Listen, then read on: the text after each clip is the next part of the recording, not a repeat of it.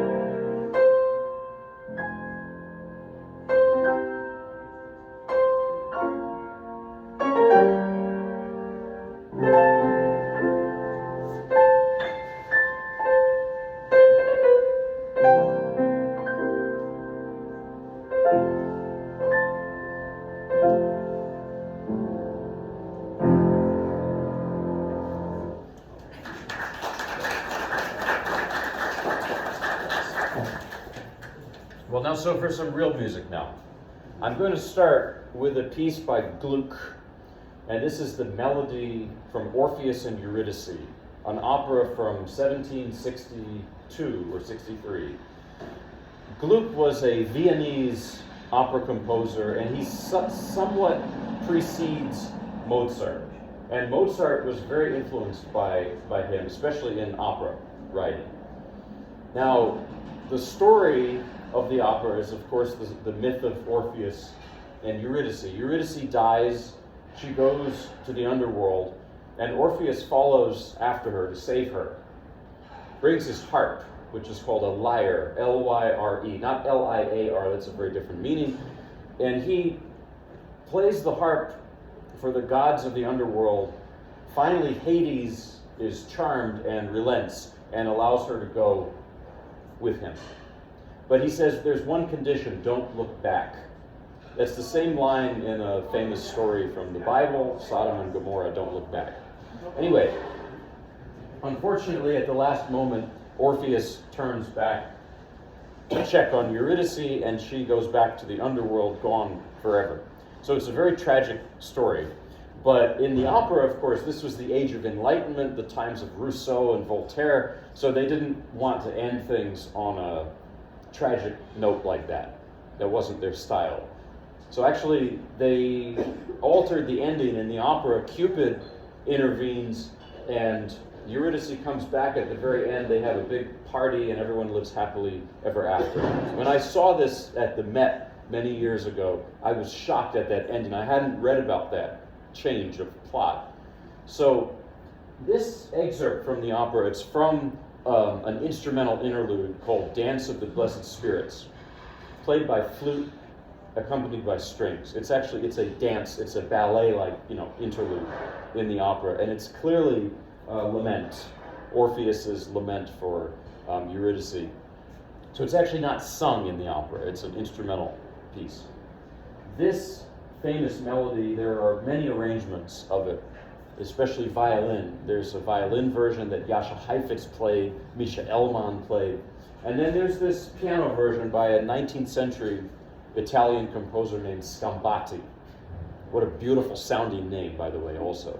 And this Scambati arrangement of Gluck was very popular about 120 years ago in concerts, maybe less so now. It's one of these pieces that's a little bit old-fashioned, and that's what attracts me about it. Old-fashioned in the sense that it doesn't do chords like this. It breaks them a little bit. This. So it has this old style to it.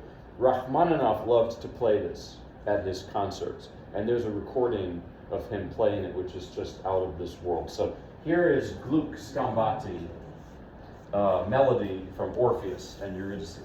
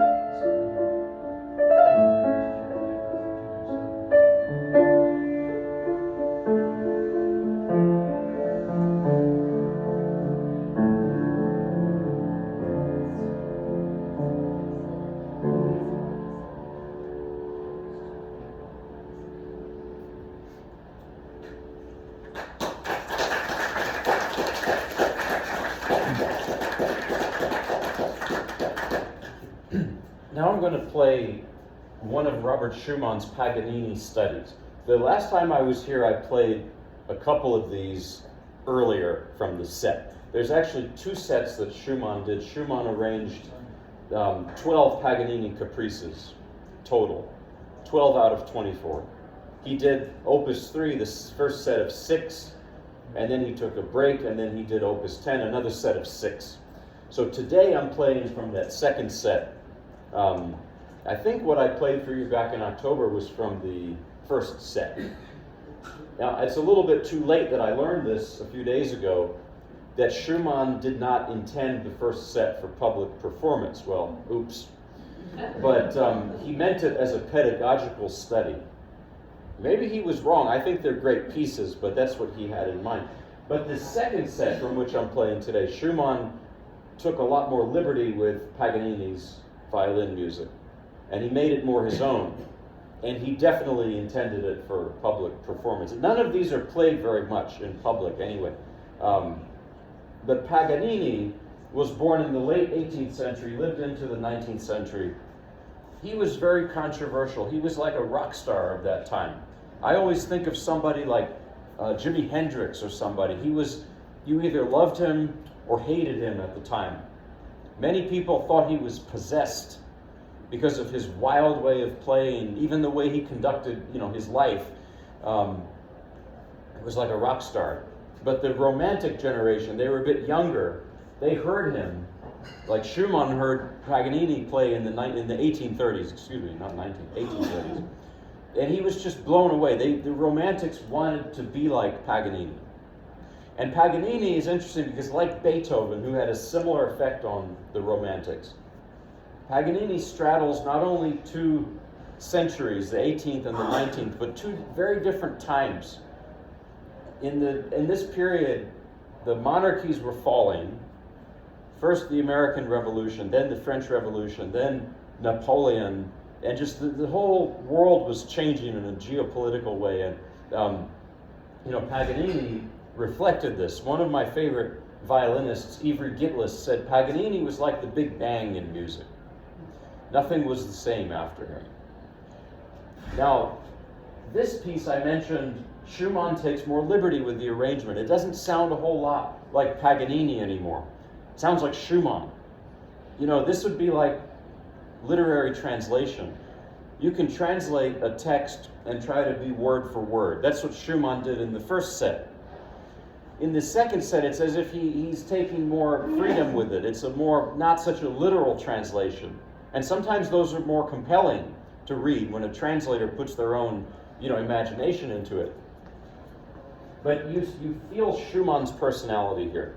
And Schumann was born in 1810 in Zwickau, which is what was East Germany. It's near Leipzig. Schumann was, he had bipolar disorder. And they didn't know as much about it as they do now or have treatment for it, so his life was quite difficult as a result.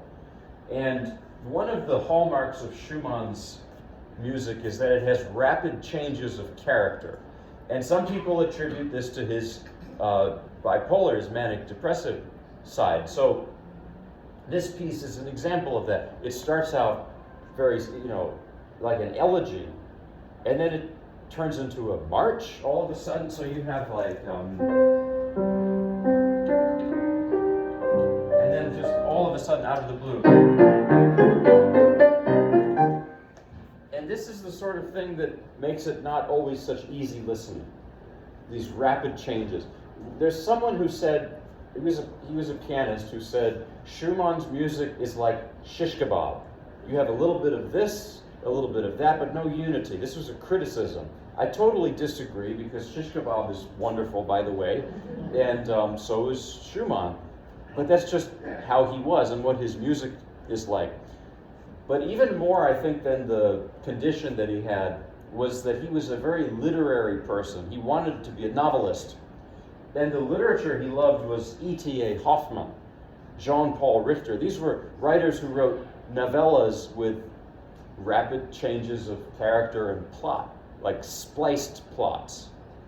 And so I think that reflects in the music as well.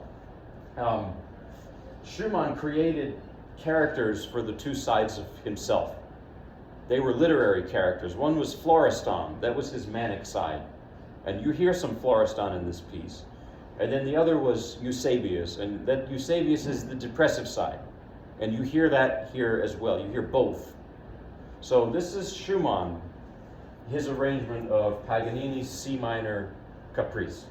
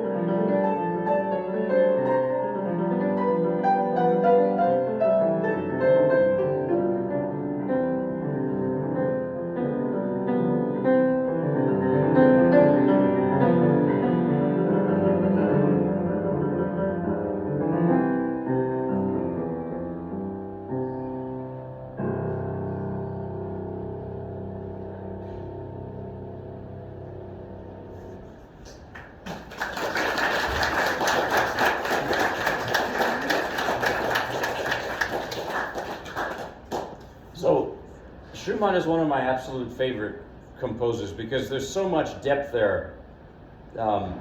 It's not always easy listening, though. It's heavy, but you have to, I don't know, sometimes a few listenings is what it takes. So next I'm going to play Brahms. I believe last time I played you Book 1 of the Paganini Variations by Brahms. Well, I owe you Book 2, so I'm going to play you Book 2 now.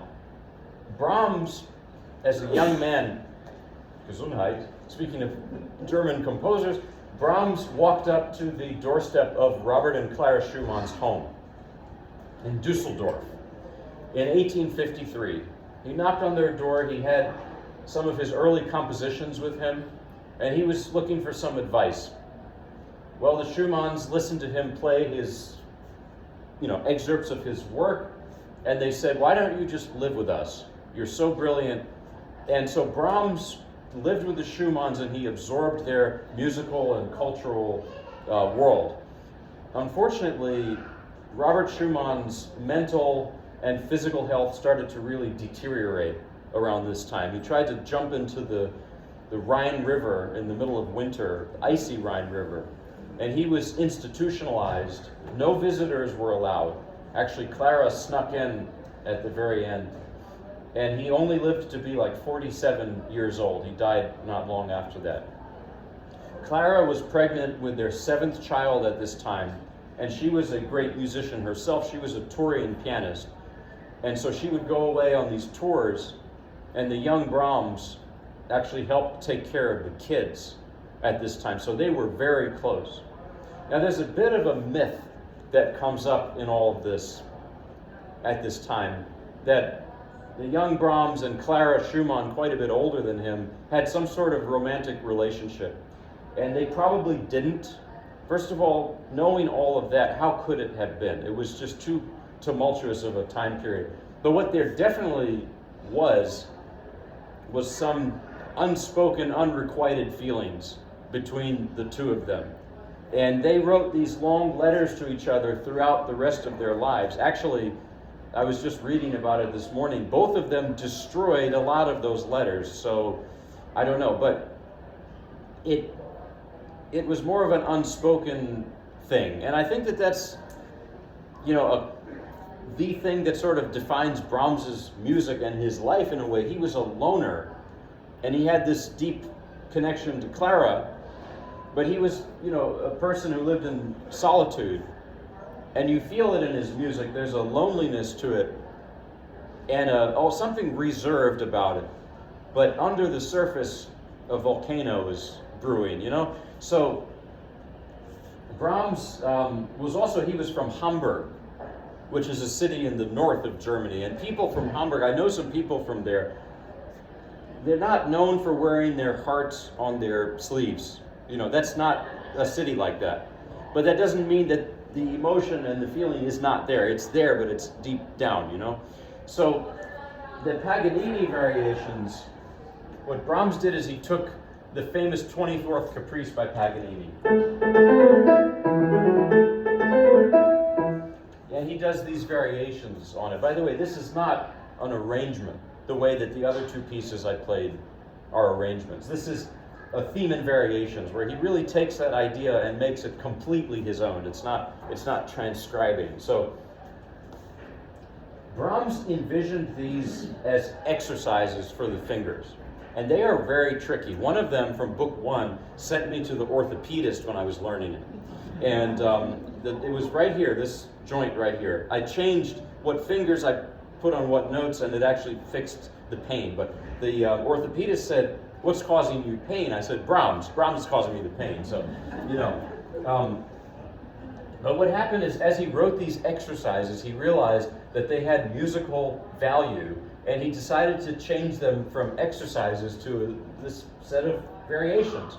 So it's almost 2 times more excruciating in that sense, that they're not just exercises, they're deeply musical. They have character, they have soul and everything. So, a little understanding here, because it's really wild to play this. I don't know if I told you this story last time, but I'm really intrigued by William Faulkner's quote about the past living today, that the past is not really past. why do I play classical music? I think that it's old music, but I don't think it's ever really gone. The past living today is for better or worse, of course. But here's the story. I was driving through South Carolina one time with my family, and I saw a guy getting off a Harley Davidson motorcycle. Looked exactly like Brahms. You know, Brahms had this big white beard. In his later years, he was a bigger, heavier guy. He loved to smoke cigars and drink beer. And this guy who got off the Harley Davidson, he looked just exactly like Brahms. And I told my wife, who's also a musician, I said, I want to go tell him. And I start walking. And he did not look like he was in a good mood, this motorcycle guy. So I walk over and I feel, this. It's my wife. She said, don't you dare. Like, you are not going to get the reaction that you're expecting here. So I didn't tell him. But anyway, that's really not having anything to do with anything. This is Brahms's Variations on a Theme of Paganini, Book 2. It's a longer piece than the others.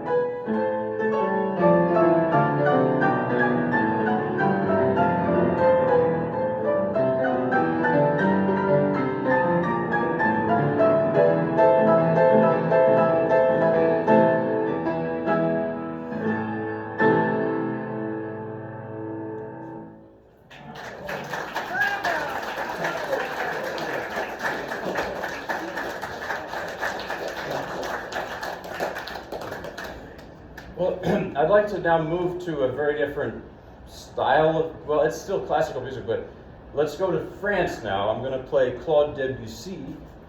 And I think that music oftentimes reflects the language of the composer. So Brahms, his music is very articulated in the way that the German language can be. Also, there's Paganini in there too, and Italian is also, the French language, it's almost like you have to talk like you have a piece of baguette in your mouth all the time, On parle comme ça. And some Southerners talk like that too. There's a similar, the lower jaw doesn't move a lot. So I'm now going to play, this is a song, Beau Soir, Beautiful Evening, which it's about to be. And it's an early Debussy piece. It's not quite, he's not fully gone into the so-called impressionistic style. By the way, he didn't like that term for music, but it works, I think, because his music really does evoke Monet and Manet and Cézanne, all of those impressionist painters. So now, I said it's a song for voice, and I don't sing in French, thank goodness. So this is an arrangement by Daniel Héricourt. Does that name ring a bell for anybody? In Greensboro, it does, and I'll tell you about Daniel. Daniel Héricourt was born in France in 1903. He knew Claude Debussy very well. He knew Ravel. And he ended up coming to this country, teaching in several different universities. He ended up at UNC Greensboro. And his widow, his wife Jane, is herself a great pianist, and she's very active today, and I've become friends with her, and she gives me stacks of her late husband's music, including this arrangement. I don't know if this is played all that much, and she tells me a lot about him, and it's just a great thing to learn from so much musical wisdom from her. And I love stories like that. He chose North Carolina over Paris, and it says something about how nice we have it here. So this is Debussy arranged by Daniel Héricourt. And after this, I'll play a very short original piece by Daniel Héricourt himself. So here's Beau Soir, Debussy arranged by Héricourt. And it's so different from Brahms. Because with Brahms, it's more this kind of, whatever that is. But with Debussy, everything is kind of a little puffier, a little fluffier. Maybe it's like French language. By the way, food too. I love food, People tell me, some people will come to me and they say, I like classical music, but I feel like I need more education in it to really get it. And I say, look, I don't know a thing about the theories of cooking, but I love to eat, so it's the same thing. So the food is different. German food, I was in Germany over the summer, and it's very good, but it's very, you have sausage and potato, sauerkraut, beer, it's very, but French food, it's all about the sauce, buttery sauce. And I think French music oftentimes, doesn't this sound like sauce to you?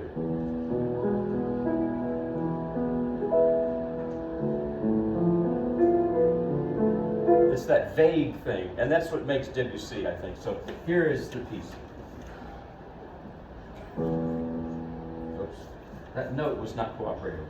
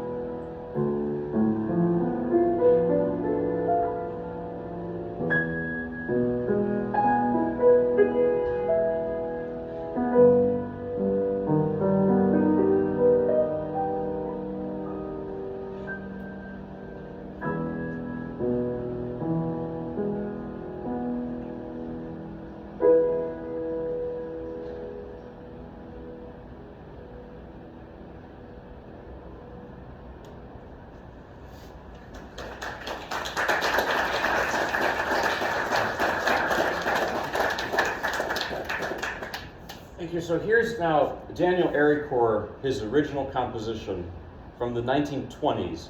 It's called Pièce en forme de rag, piece in the style of a ragtime.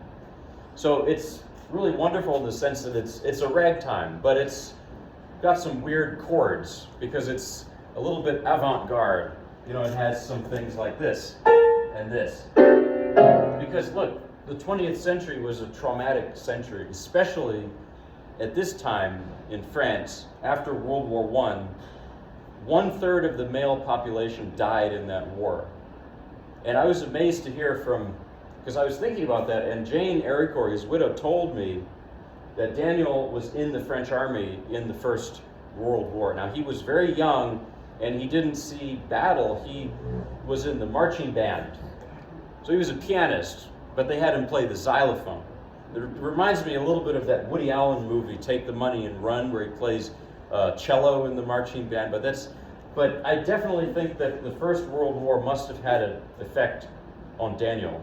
And we tend to glamorize the 20s in general, but especially Paris in the 1920s, where people like Hemingway and Fitzgerald flocked to.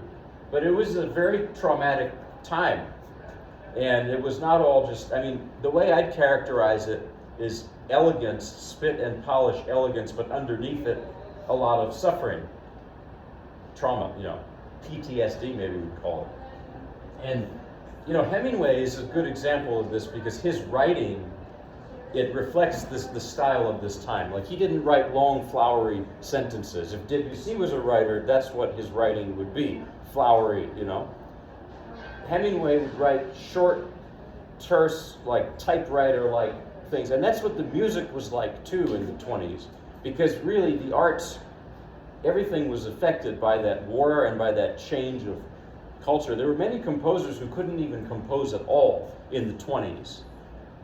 Rachmaninoff, for example, he pretty much stopped composing in the 1920s. In the 30s, he came back to it. But so this piece, you know, it's not, you know, disturbed sounding on the surface. I think the disturbing feeling is underneath it because it's a dance, it's a ragtime, and it's got some strange chords. It reminds me of like a cubist Charlie Chaplin, if that makes any sense at all. And it has a great sense of humor, too. I asked Jane, did your husband have a good sense of humor? Because I feel like he did. She said, oh, you better believe it, he did. So you can hear it in this. I think humor is also a coping mechanism because, look, in the Soviet Union, where my mother's from originally, by the way, but Shostakovich and Prokofiev, their music is filled with sarcastic humor, wit. And that, for them, was a coping mechanism, I think, for dealing with life under Stalin. So, in a similar way, I think this piece, there's a wry sense of humor to it. But so it's a different world from the Debussy. Things were changed. You know, even Debussy, he died in 1918. But his last works, like the piano etudes, sound nothing like that Beau Soir. They're much more dry and black and white sounding. He even wrote a piece for two pianos called En Blanc et Noir. I played it. It's wonderful. In black and white. Completely different style because the world changed. So here is Daniel Héricourt, Pièce en forme de rag, piece in the style of a ragtime.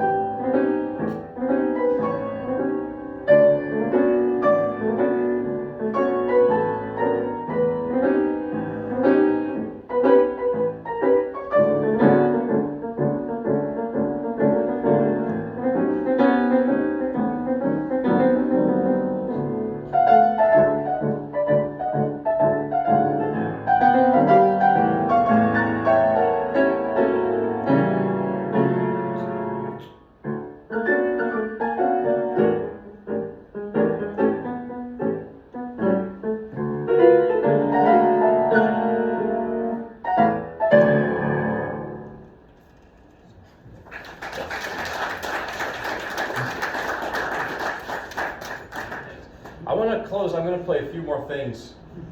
First, I'm going to, strangely enough, I'm going to play a piece I wrote. So that's weird to do because it's like listening to your voice on a recording. It's awkward, I mean. And this is a piece, it's called Atlantic Beach, because I wrote it on a trip to Atlantic Beach, North Carolina, and I don't really know what else to call it, so I just stuck with that. And what happened was, so I have two kids, two toddlers, and we were all there. They were taking a nap, and I have this keyboard that folds. It's very convenient. It has 88 keys. It folds in half, and I practice on it when I travel. And the sound from it, it's electric, the sound is awful. So I can go about 5 minutes with the sound on, and I'll just turn the sound off and practice without the sound. But anyway, I was sitting, we go to Atlantic Beach now, it's like a tradition, we go every winter. Because, well, I don't want to spoil it, but it's really not that good in the winter, I'm just kidding, it's really nice. It's empty, and the seafood is cheap, and it's cold, but it's just gorgeous. And I was sitting practicing and looking out the window. The sun was setting, and you could see the cold ocean and the orange sunlight reflecting on it. It was beautiful and a little bit menacing. And so I wrote this piece based on that.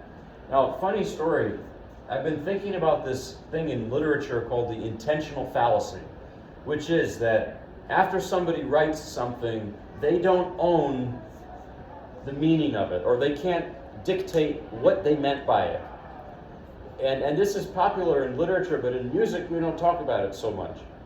So my wife told me, she's a pianist too, she said the other day to me, I listened to your recording of that piece, Atlantic Beach, and she said, it is so depressing.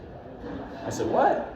I wasn't sad when I wrote it. She said, we went on this wonderful trip, and I didn't know you were so miserable on it.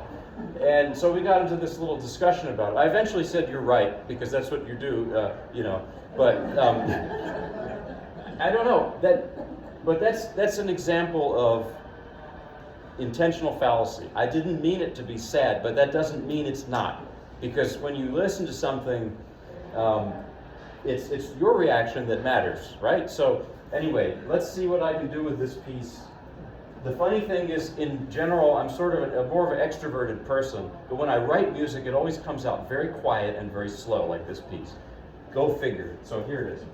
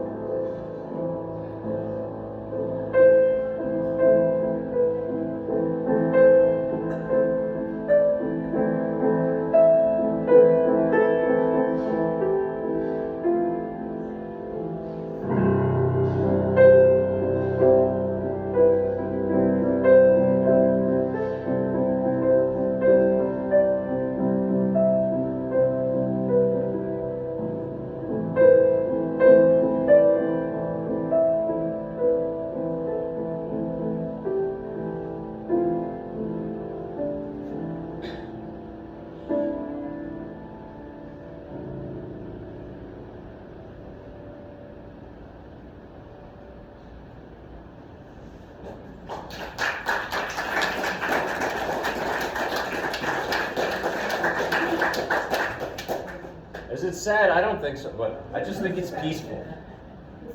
Yeah, I'm curious to hear what you think. So, I'd like to close now with, well, today's Martin Luther King Day, and I play a lot of gospel music, and there's a reason I mentioned my mother is from Russia, and my dad's also an immigrant.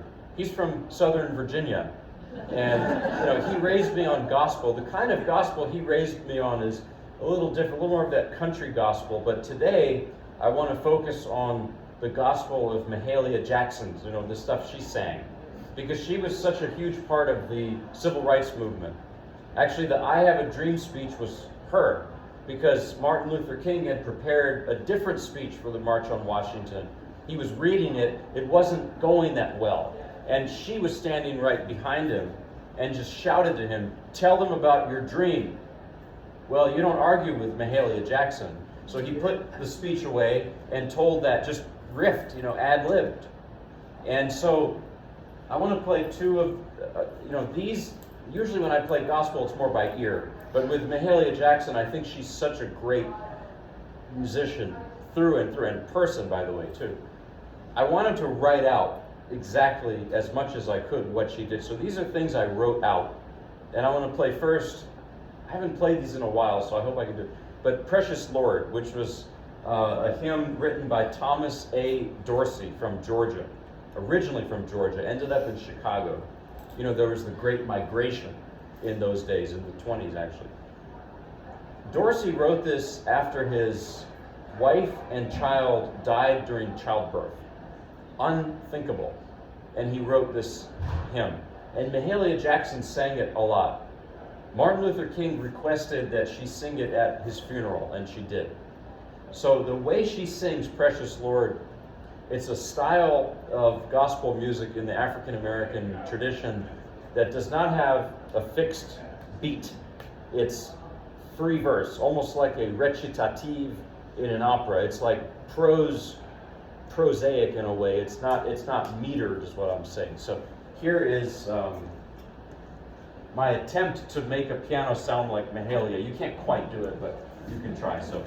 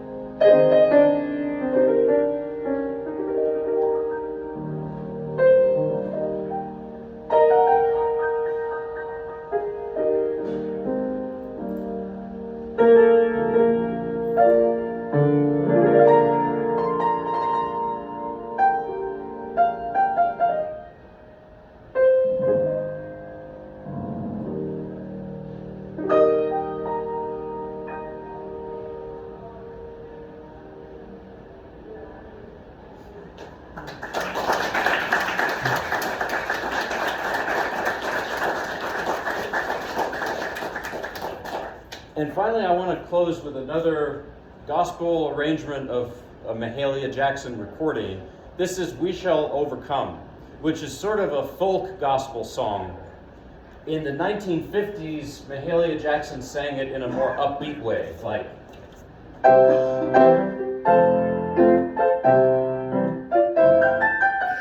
something like that. And then the recording I'm basing this on is from the late 1960s, from 1969. The way she sang it changed. It slowed down a bit. It got heavier, a little deeper. You know, it's as if in the 50s there was all that hope, or there was more hope. And in the late 60s, Martin Luther King already had been assassinated, so had Bobby Kennedy, and so many others. And so there's a heaviness to it, but there's still that hope of we shall overcome.